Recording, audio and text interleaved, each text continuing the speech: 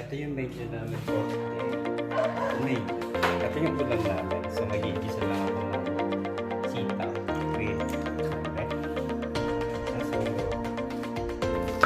magigisa ko lang yan. Dapat kasi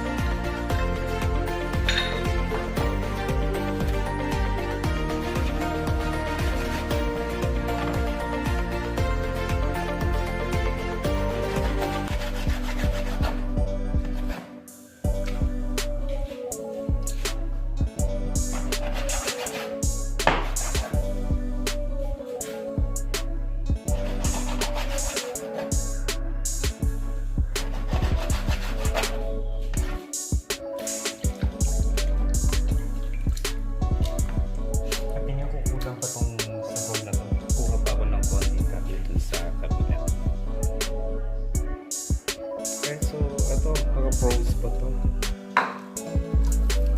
Pansahog lang naman ito guys.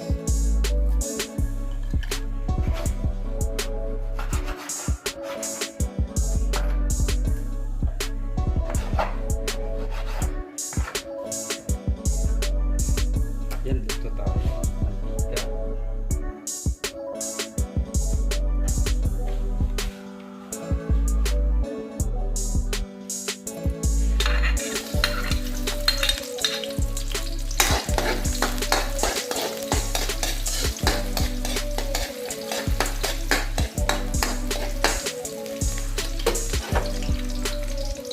Dan dito masyadong i-over sibuyas ay yung bawang.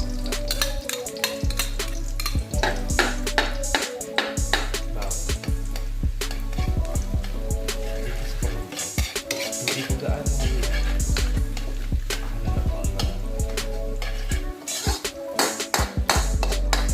mga half cook lang na bawang. Yan sa adobo ko muna to. Ito yung karne. Palagay ko lang guys. Ay natin. Lagi paglagay ng toyo.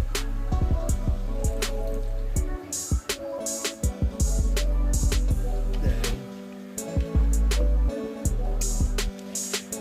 paminta. Yan, dalawang balot na paminta. Yan para umamoy at magkalasa yung ating dalawa.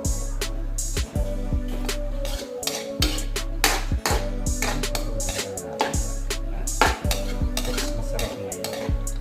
So kailangan natin lutuin. Yan bago natin ilagay yung sitaw. Lagyan ko na ng konting tubig. Ayan, para maluto siya.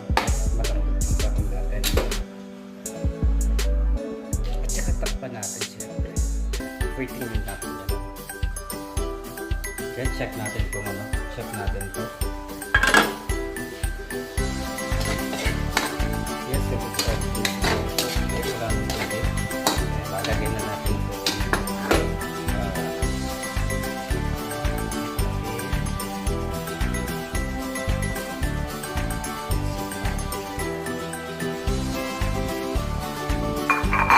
Kaya pumili dito kasi mabilis na yung ulam.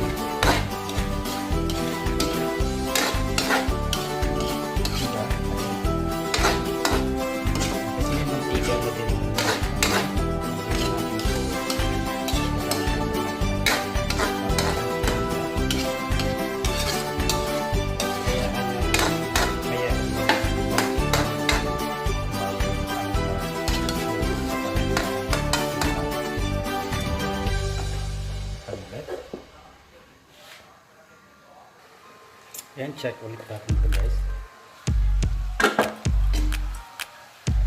Wow! Ano? And then syempre, as Bicolano, ayan, so sadang sili. Yan, lagyan natin ng sili. Okay, kailangan natin ito isahin.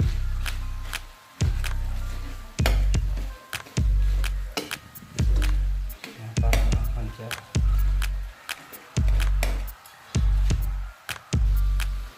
Ayan, oh. So ang dami na ng mantika, oh. Ay mantika ng baboy.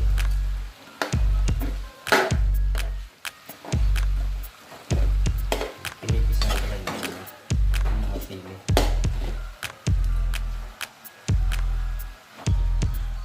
Yan, tuloy natin yung mga 2 minutes pa. Ayan, takpan ulit natin.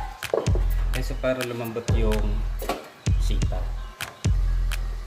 So I think it okay na to. Ayan. Wow. Yan. Luto na ang ating ulam for today. Ayan. Ayan na guys ang ating ulam for today. Yo. Liempo na sinahugan ng sitaw kung ulam natin for